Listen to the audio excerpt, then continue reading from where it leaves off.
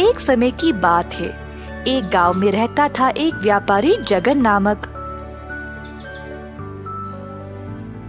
उसके पास थे 2 गधे जिनका वो भार उठाने के लिए अपने व्यापार में उपयोग करता था।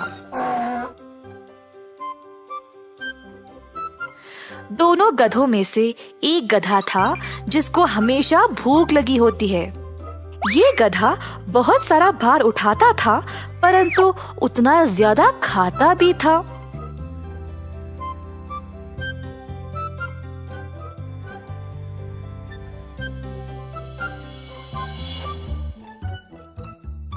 शाम को इस गधे को बहुत कुछ खिलाना पड़ता था, नहीं तो गधा चुप नहीं रहता।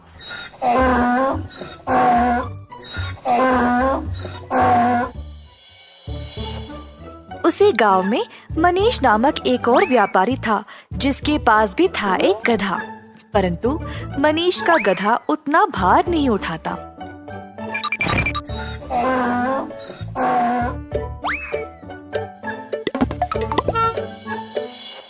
एक दिन दोनों व्यापारी एक पेड़ के पास एक दूसरे से टकरा गए। जगन भाई, तुम भाग्यशाली हो, तुम्हारा गधा कितना सारा भार उठाता है। मेरे वाले को देखो, किसी काम के लायक नहीं है, ज्यादा भार उठाता ही नहीं। अरे मनीष भाई, हाँ ये बहुत भार उठाता है, परंतु इसको हमेशा भूख लगी रहती है। मेरे आधे से ज्यादा पैसे इसके खाने पीने में ही जाता है। दोनों ने कुछ समय तक बातचीत की और फिर अपने अपने रास्ते चले गए।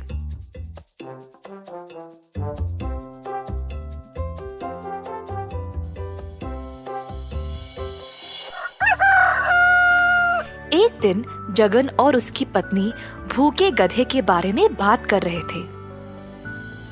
राधा, इस गधे को पालना अब कठिन हो रहा है।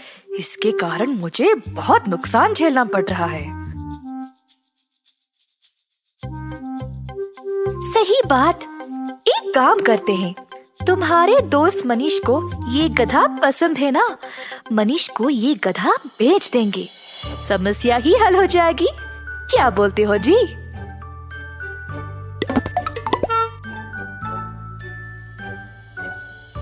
जगन अपना गधा मनीष के पास ले गया। मेरे दोस्त, तुम हमेशा परेशान रहते हो ना कि तुम्हारा गधा काम नहीं करता है। मैं तुम्हारी सहायता करूंगा। मेरे पास एक और गधा है, तुम इसको ले लो। ये वही भूखा गधा है ना?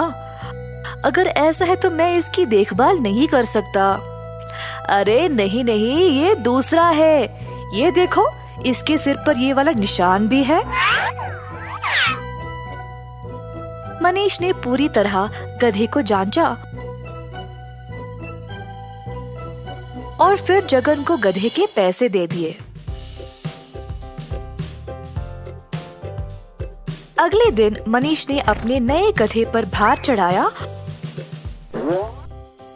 और चलने को कहा, परंतु ये गधा थोड़ा सा भी नहीं हिला। मनीष ने उसको पीछे से ढकेलने की कोशिश की।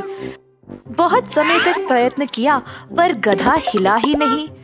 बस गधा चिड़चिड़ा होकर मनीष को लाते मारे। ओफो, ये गधा सुनता ही नहीं। लगता है जगन ने मुझसे झूठ कहकर वो भूखे गधे को बेच दिया है।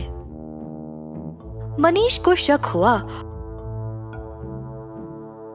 और उसने गधे के सिर पर उस निशान को छुआ। हाथ लगाते ही निशान पूरा मिट गया।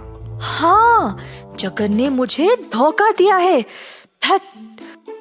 मुझे पता है अब इससे काम कैसे कराऊं। मनीष ने एक मकाई भुट्टा लिया और उसे एक छड़ी से बांध दिया। अब छड़ी को गधे के पीठ से बांध दिया, जिससे मकाई भुट्टा गधे के मुंह के सामने लटकने लगा। गधे ने मकाई देखा और उसको खाने की कोशिश में आगे चलने लगा। इसी तरह गधा खाने की कोशिश में आगे चलता रहा, भार पीठ पे लिए।